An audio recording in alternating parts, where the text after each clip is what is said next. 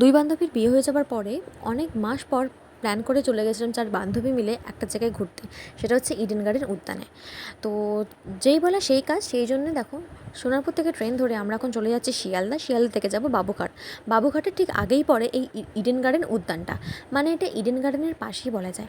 আর শান্তশিষ্ট একটা নিরিবিলি পরিবেশে তুমি যদি সারাদিন কাটাতে চাও, তুমি সেখানে পৌঁছে যেতে পারো অনায়াসে। আর ইনি হলেন ফুলকুমারী, যে হচ্ছে নিজে তো ফুল পছন্দ করে কানে গোজে, আর তার সাথে আমাদেরকেও পরিয়ে দেয়। তো যাই হোক, তারপর আমরা ঢুকে গেছিলাম একটা রুমের ভেতরে। আর রুমটার মধ্যে ঢুকে দেখি প্রচুর রকমের ক্যাকটাস। মানে এত রকমের জীবনে আমি প্রথমবার দেখলাম।